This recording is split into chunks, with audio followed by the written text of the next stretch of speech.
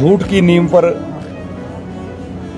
Congress party सत्ता में आई, झूठे वायदे किए, झूठी गारंटियां दी और आज 13 महीने का समय पूरा हो गया। 13 महीने की कांग्रेस की सुखविंदर सुक्खू जी की सरकार, व्यवस्था परिवर्तन और नए दौर की यह सरकार। 13 महीने का समय वर्तमान की सरकार को पूरा हुआ। इन 13 महीनों में हिमाचल प्रदेश में जो जो घटित हुआ वो आज पूरा प्रदेश देख रहा है। झूठ की नींव पर कांग्रेस पार्टी सत्ता में आई, झूठे वायदे किए, झूठी गारंटियां दी और आज 13 महीने का समय पूरा हो गया। इन्होंने कर्मचारियों से वायदे किए, इन्होंने युवाओं से वायदे किए, इन्होंने किसानों से वायदे किए। एक भी वायदा पूरा करने में ये सरकार नाकामयाब रही।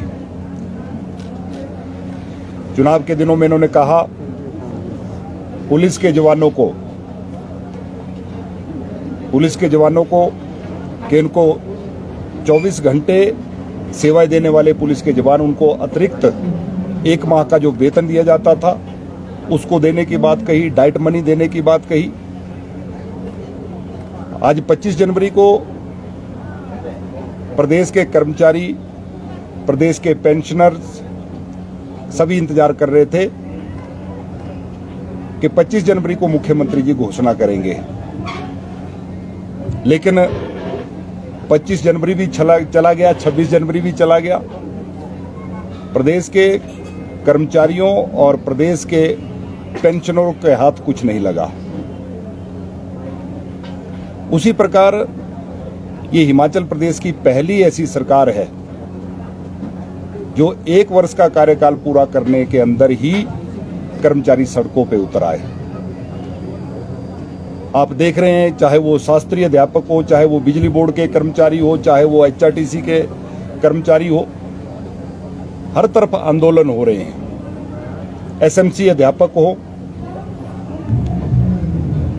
और आज प्रदेश में आपदा की स्थिति में भी हमने प्रदेश में जो देखा, प्रदेश के मुख्यमंत्री जी का बयान आ रहा है कि भारतीय जनता पार्टी के विधायक जब आपके गांव में आए तो आप उनसे पूछे कि उस आपदा की घड़ी में आप कहां थे।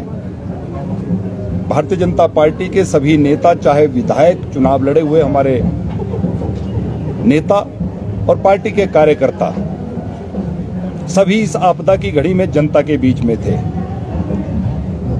मैं स्वयं अपने विधानसभा क्षेत्र के हर उस एरिया में पहुंचा जहां नुकसान हुआ था, लोगों से मिलने का प्रयास किया, उनका दुख दर्द बांटा, उनकी मदद करने का प्रयास किया।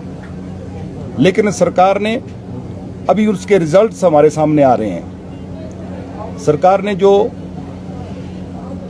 इस आपदा की घड़ी में भी भेदभाव किया है। आज बहुत से लोग हमको आए दिन मिल रहे हैं जो कह रहे हैं कि मेरा घर चला गया, मेरी गौशाला चली गई, लेकिन मुझे पैसे नहीं मिले। मेरे पड़ोस में जिस व्यक्ति का नुकसान नहीं हुआ था उसको पैसे मिल गए। और मुख्यमंत्री जी सदन के अंदर कहते हैं कि ऐसे आंकड़े दो और हम उनके खिलाफ कार्रवाई करेंगे। इस प्रकार से हिमाचल प्रदेश में जो पिछले 13 महीनों से चल रहा है, सरकार ने आते ही